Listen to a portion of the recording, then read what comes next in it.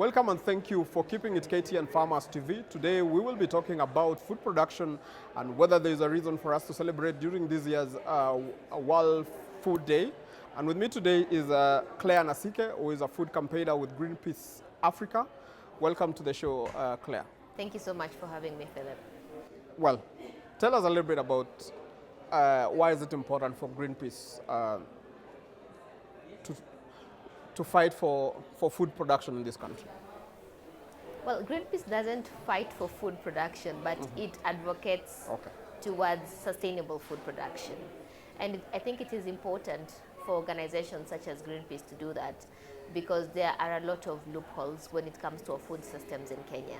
And some of these loopholes are affecting farmers, they're affecting the amount of food that is being produced in the country, they are affecting the quality of food that is being produced in this country. And that is what Greenpeace is advocating for. Okay. So what do we need to do as a country to maybe seal some of these loopholes?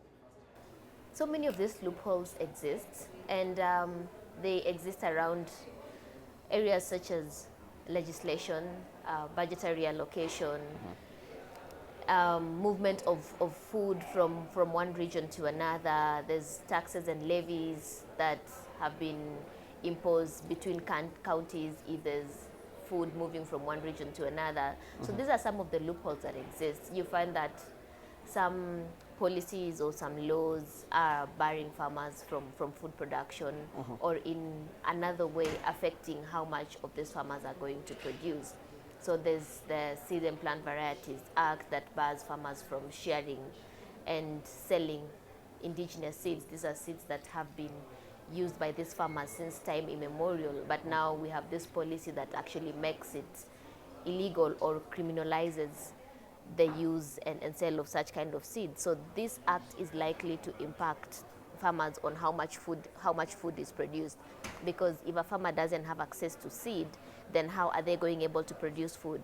And it favors certified seeds. These are seeds that are probably fronted by multinational corporations. So ideally, these farmers have to buy the seeds for them to be able to produce food. But then the downfall with these seeds is that either they are expensive or they lose their vigor in the next planting season. So the farmer has to keep buying the seeds each and every planting season, which is not favorable pocket-wise to the farmers.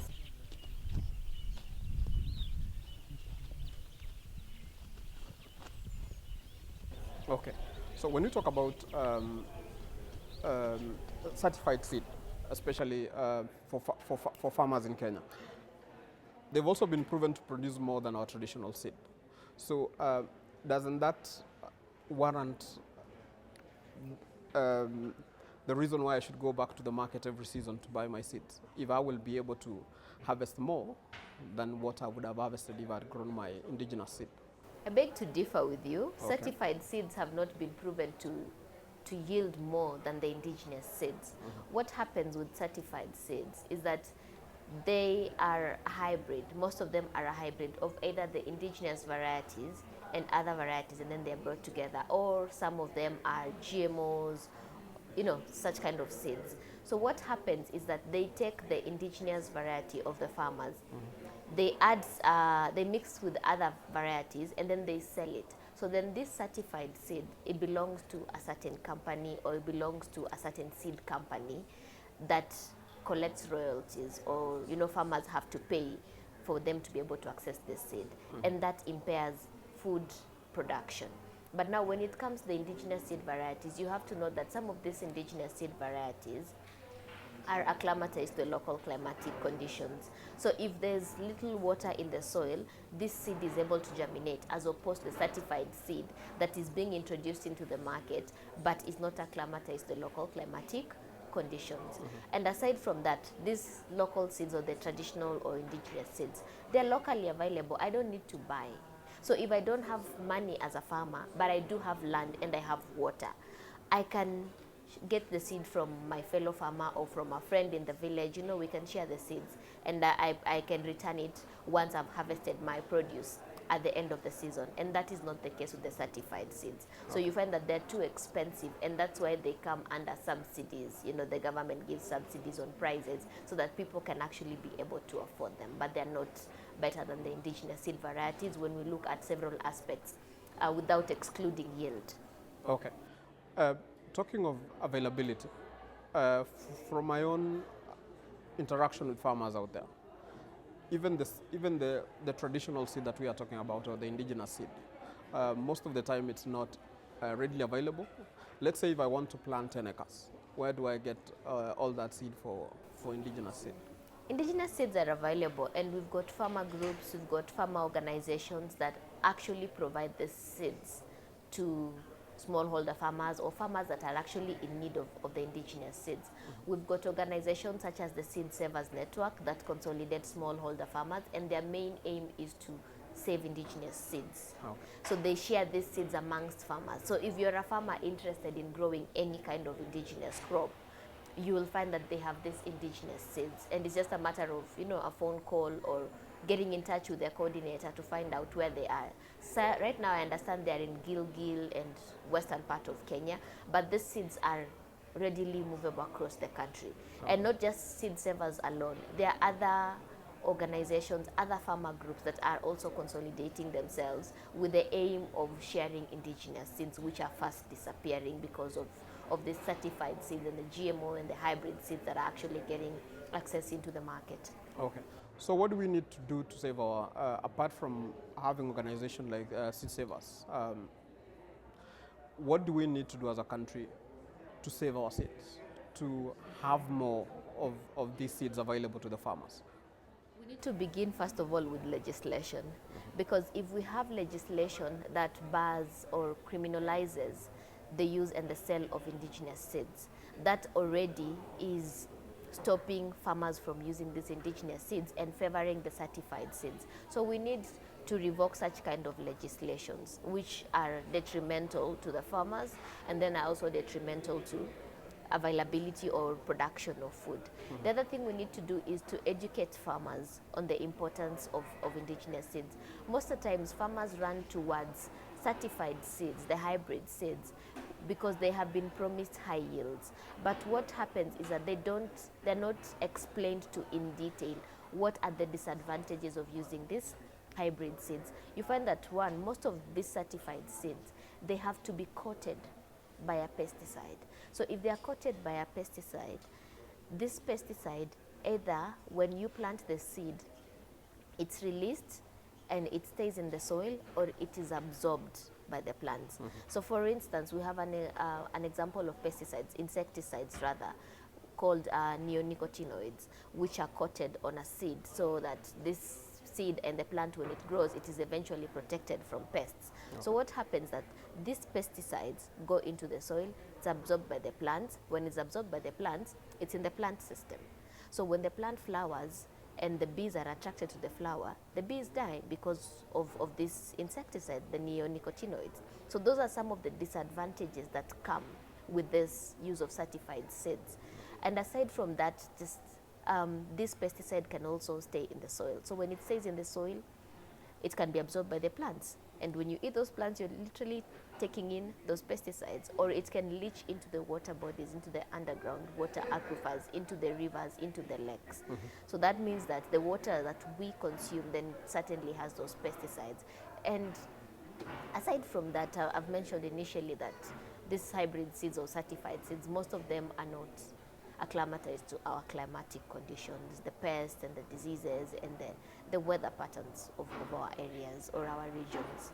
So it's important that farmers are educated on what are the advantages and the disadvantages of using these certified seeds and the indigenous or traditional seeds. Okay.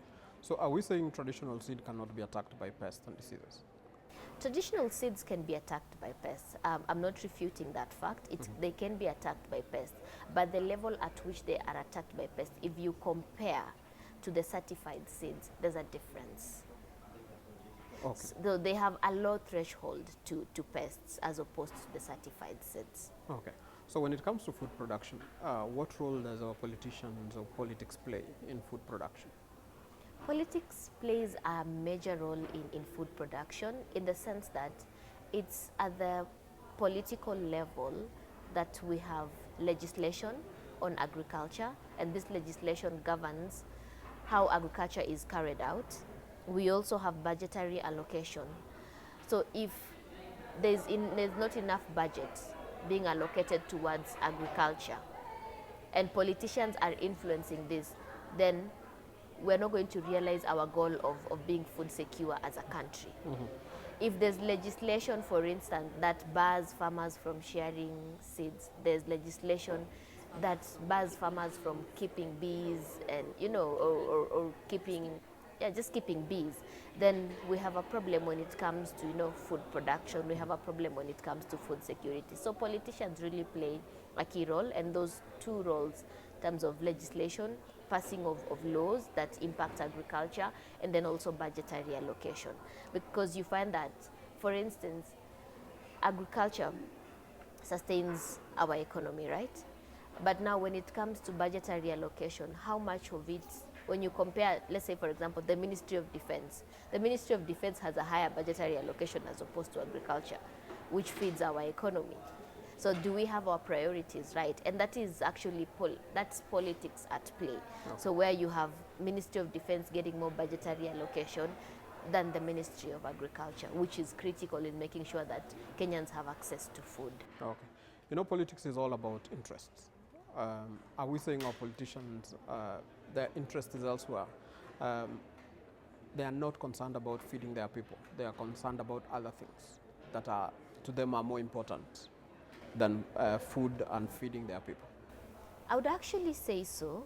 They have their interests elsewhere. Mm-hmm. Because if they had their interests right, we would not be having Kenyans right now dying in Turkana, in Marsabit. Kenyans are dying of hunger.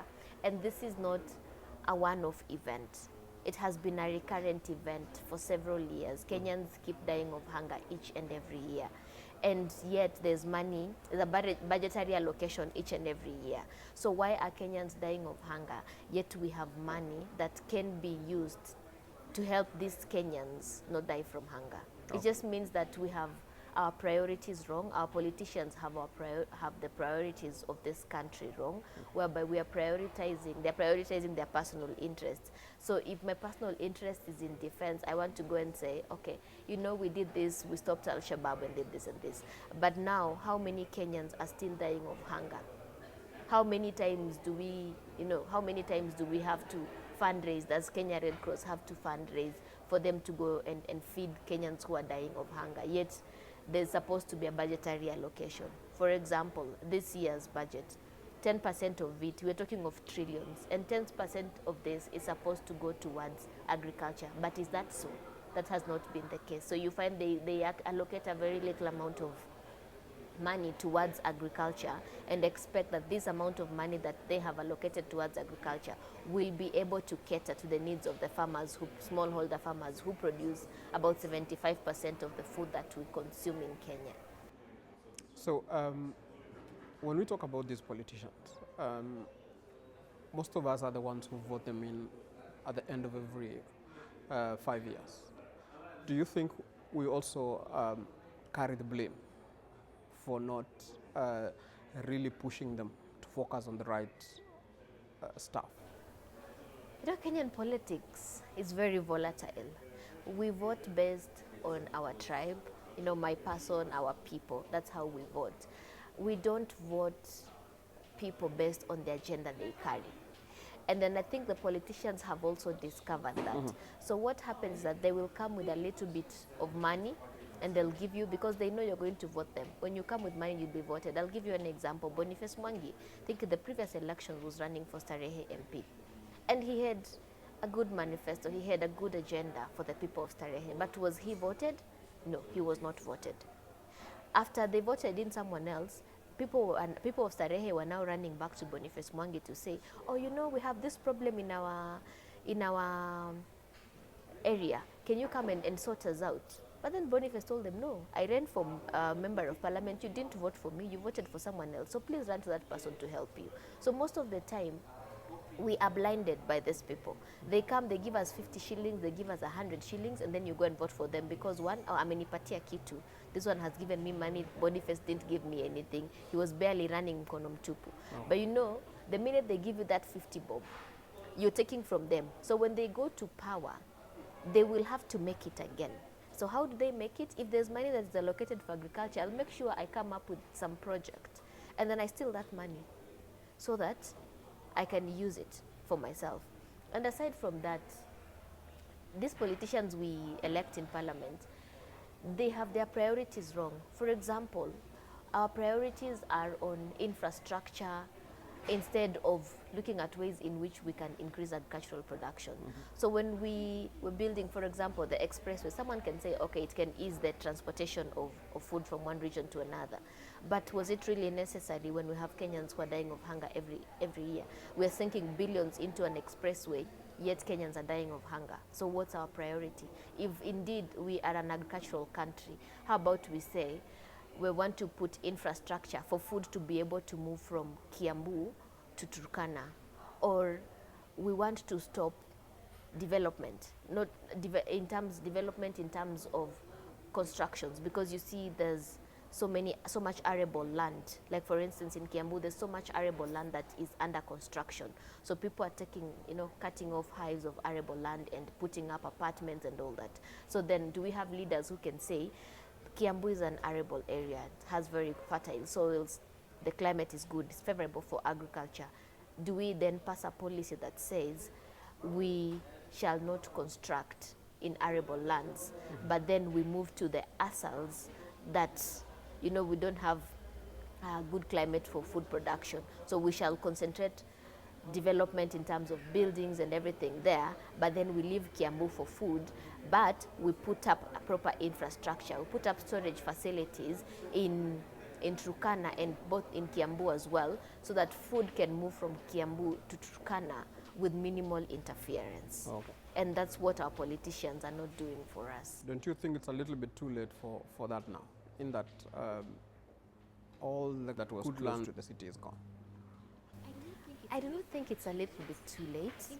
I think we still have an opportunity. We still have a bit of arable land left. And it's just a matter of politicians from these areas or our leaders from these areas coming together, putting their heads together and saying that we are not going to continue carrying out real estate development in some of these areas that are favorable for food production. We're going to halt that so that we minimize the number of people in future who are susceptible to hunger or who are food insecure. Okay. Don't you also think one of our problems is over-reliance on a particular type of crop? We have very few crops that we rely on for food. Don't you think that is one of the reasons why also we are hungry? I agree. That's also one of the problems that affect us as a country, because majority of the farmers are moving into monocultures, where you're planting only maize. If that maize is affected by the fall armyworm, your household or the customers who depend on you for maize are not able to get food. And that's why it's important for farmers to be educated on sustainable agricultural practices, whereby they're able to diversify what they're planting on their farm. So you're not only planting maize, but you're planting beans, sorghum, millet, maize, cassava, sweet potatoes on one piece of farm. If maize fails, you have sweet potatoes that can actually act as carbs. You have beans, you have any other crop that is able to grow in that area. So in the event that there's drought, sorghum can withstand long periods of drought, or it can go with long periods without water for a long period of time, but maize cannot. So it's a matter of educating farmers that you need to be able to diversify, plant several types of crops on your farm to safeguard yourself from hunger and also the consumers that might be dependent on you for food. And aside from that, I think the reason also the farmers dwell most into monocultures is that we consumers have a preference for a certain type of crop. So you see, and someone in the urban area will tell you, I don't eat brown ugali, I only eat white ugali. So if I'm a farmer producing sorghum, I don't have a market for brown ugali. Okay. I don't have a market for sorghum because sorghum is what produces, sorghum and millet is what produces brown ugali. So it's important for consumers also to be informed that, you know, you can have this, you can have brown ugali. There's always an option. You don't have to eat only white ugali. You can eat ugali from cassava, you can eat ugali from millet, from sorghum, all those things. Even sweet potato peelings, you can make ugali from it. So they need to be informed of some of the alternatives that exist, so that you're just not narrowed in terms of a food selection. You're just narrowed on it's white ugali and sukuma wiki. When we have brown ugali, we have indigenous vegetables, murenda, saga, kunde, all those kind of foods. Okay. Talking of those kinds of food, don't you also, it is our traditions, the way we were brought up, that we are stuck or in our minds, we believe this is the only food we can eat. For example, if you travel around even East Africa alone, there is a wide variety of food that the people in East Africa eat. But when you come to Kenya, we don't want anything to do with it. In Uganda, they eat some grasshopper, the green one. Kenya, we won't do that. Don't you think also those limitations also put us in a corner when it comes to food security, in that we, of our reliance on ugali has put us in a, if farmers today, or the weather today is bad, or this year the weather is not good, next year we will be hungry because of our traditional beliefs. I don't think it's traditional beliefs. Our forefathers used to eat locusts, so it's not traditional beliefs. I believe it's colonization, whereby our food was deemed to be bad by the white people. And so maize was introduced. And if you look at the history, how maize was introduced and everything, it all goes down to, you know, working on my farm, working on a white settler's farm, you're given maize. Once they give you that maize, you take home and you eventually get used to maize. But maize is not a traditional crop in Kenya. Maize is not a traditional crop in Kenya. Our traditional crops are sorghum, millet, all those kind of crops. Maize is not a traditional crop. So when you say it's about how we were brought up, that was not our way of life. No. That is something we've adapted to because the colonialists came, they introduced this to us, and we stuck to it. Okay. And there's not been much effort by the Ministry of Agriculture probably to educate Kenyans and say these are our indigenous foods. Let's turn to indigenous foods instead of maize. And you will realize that when we speak of food shortage in Kenya, we only speak of maize shortage. We never say there's no sorghum, we never say there's no millet, there's no sweet potatoes, there's no cassava. It's just maize. Maize, sukuma wiki. Okay. Yeah. Let's talk about legislation in, agriculture is a devolved function. And also county assemblies do a lot of legislation. Earlier on you alluded to double taxation, especially when transportation of food. Why do you think that counties see the need to tax food being transported from their region to another region? In the Constitution, counties are allowed to generate revenue. So I think it's Article 209 of the Constitution. They are allowed to generate revenue. But this revenue generation could be in form of taxes or any other form. So it's upon counties to come together, the leadership of the counties, the governors, to come together and either minimize the levies that they charge on the transportation of food or do away with them completely. Yes, it's a form of revenue collection, but they can look at other forms of revenue collection in those counties. So if, for example, let's say Kericho, food needs to move from Kericho to Marsabit, the two leaders should come together and say, you know what, we shouldn't charge the movement of this food. We shouldn't charge taxes on any levies on the movement of this food because, one, it's alleviating hunger. So then how do we work together as the people as the county of Marsabit and Kericho to help each other generate revenue without taxing the movement of this food? Okay. Then that way, the people in Marsabit are assured of food. But if I, as a farmer, I want to transport my food from Kericho and I have to pay taxes and the cost of inputs is already high, the seeds, the fertilizers, everything is high, I have to pay for transportation, the road infrastructure is not good, and I still have to pay for taxes, I would rather sell my food in Kericho to at least make a profit and keep some money in my pocket. Okay. Let's just take a short commercial break and then we'll be back For our viewers back at home, we are going to take a short commercial break, but we will be back in a few.